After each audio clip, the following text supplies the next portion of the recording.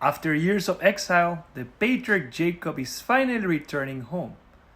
But in the middle of the night, he is left alone, and in the darkness, Jacob wrestles with a mysterious figure until dawn breaks. When the figure, often interpreted as an angel or God in human form, finds that he cannot overpower Jacob, he touches Jacob's hip and seems to dislocate it. But Jacob does not let go. He holds on, insisting, "I will not let you go unless you bless me." This struggle leads to a pivotal moment in Jacob's life. He is now given a new name, Israel. This new name is a spiritual transformation, a turning point that marks his transition to becoming the father of a nation. The meaning of Israel itself is somewhat ambiguous. In Hebrew, Yisra can be derived from the verb sarah, meaning to struggle, to persist, or prevail, while El can refer to God, the divine, or the superlative. Thus, Israel can be translated as he who struggles with God, or God struggles, God rules, or even his struggle is mighty. The ambiguity of the name leaves room for many interpretations, each shedding light on a different aspect of what it means to bear the name Israel. The name is deeply rooted in Jewish history and identity. Its meanings extend beyond the individual and even beyond the Jewish people. On a national level, Israel is the name of the state, a modern political entity that was established after centuries of exile, oppression, and suffering. The creation of the State of Israel in 1948 was, for many, the culmination of a long struggle for identity, sovereignty, and survival. But as we look at the State of Israel today, it remains embroiled in struggles, political, religious, and cultural, that reflect the same deep-seated tension present in the biblical story of Jacob, struggling with the divine and man. In the diaspora, Jews have continued to live with the legacy of Israel, the struggle for identity and belonging.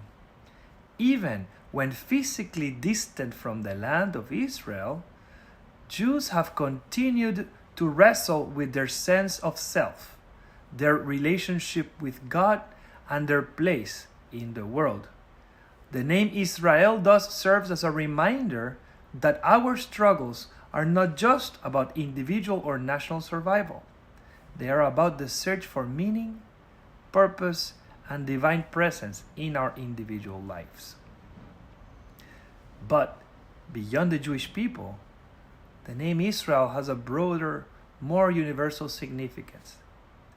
My teacher, Rabbi Art Green, in his reflections on Jewish identity and spiritual practices, offers a profound insights into the nature of Israel. He suggests that the name Israel reflects not only the spiritual struggles of the Jewish people, but also can mean the inner human journey toward self-understanding and divine connection. Those God strugglers. This is not a one-time event.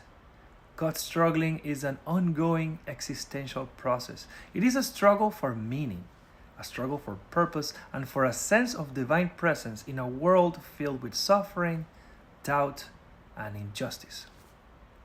He argues that being Israel means accepting the tension between faith and doubt, between striving for holiness and facing the inevitable challenges of life. The name Israel, in this view, represents the courage to wrestle with the divine in moments of crisis and uncertainty. It is a name that embodies resilience.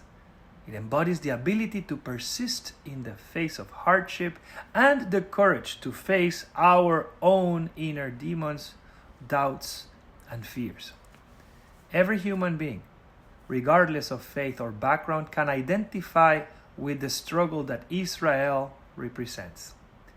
The struggle to find purpose, the fight to make sense of the suffering, the challenge of reconciling our personal and collective aspirations with the reality of life.